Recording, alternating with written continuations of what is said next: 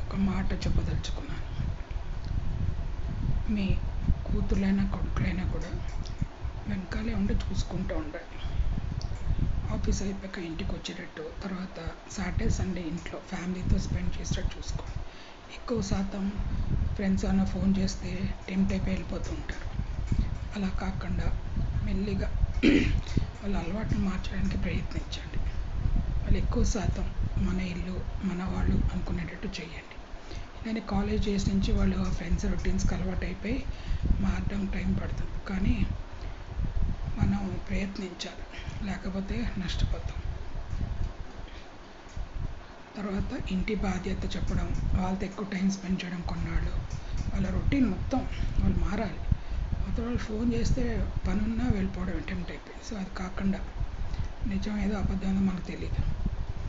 So mainly ఇప్పుడు generation అమ్మాయిలు అబ్బాయిలు ఈ ఐటీ జాబ్స్ అది వచ్చాక ఏది నిజం అబద్ధం అని తెలియదు మనకి. బయటికి వెళ్తున్నప్పుడు ఎప్పుడు వస్తారు ఎప్పుడు వెళ్తారు, ఆఫీస్ డైట్ ఇంటికి రారు, వచ్చినా కూడా తోచదు, బయటికి పోవాలి, అంతేగాని ఇంట్లో కూర్చొని పనులు చేసుకుందాం ఇచ్చేద్దాం అది రావట్లేదు. తర్వాత ఫ్యామిలీ మ్యాన్ అయ్యాక కష్టం అవుతుంది అన్నమాట. అందుకని ముందరే మనం అలవాటు చేస్తే వాళ్ళ తర్వాత ఫ్యామిలీతో ఇమ్మడడానికి ఈజీ అవుతుంది. రేపు పొద్దున్న వైఫ్ వచ్చాక పిల్లలు వచ్చాక కూడా వాళ్ళు ఇమ్మడడానికి ఈజీ అవుతుంది.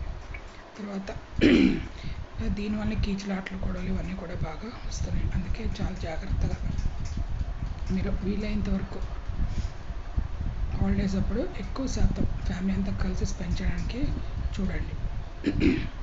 ఎప్పుడైనా ఒకసారి పర్లేదు, కానీ మ్యాక్సిమం వాళ్ళు ఏం చేస్తున్నారు ఏమిటని ట్రాక్ పెడుతూ ఉండండి. చెడ్డ అలవాట్ల గురించి నేను చెప్పక్కర్లేదు. ఫ్రెండ్స్ దానివల్ల మనీ బాగా లూజ్ చేసుకోవడం తెలుసు కదా మీకు, నేను చెప్పక్కర్లేదు. అవన్నీ నెగిటివ్ పాయింట్స్ అన్నీ కూడా. గేమ్స్ అవన్నీ, డ్రింకింగ్ అవన్నీ, ఇది అవన్నీ, రోమింగ్, పార్టీస్, తర్వాత రమ్మి ఆడడం గ్రూప్స్లో.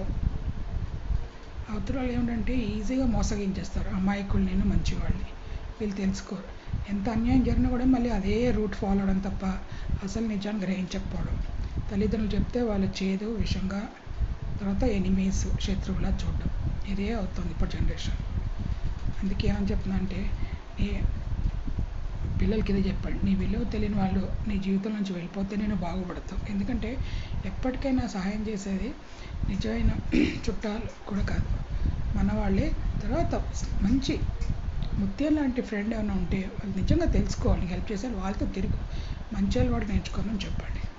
అందుకని ఇలా చెడు. సో మళ్ళీ చెప్తున్నా, నీ విలువ తెలియని వాళ్ళ దగ్గర దూరం అయిపోతేనే వాళ్ళ జీవితంలో ఉంచి మంచిది.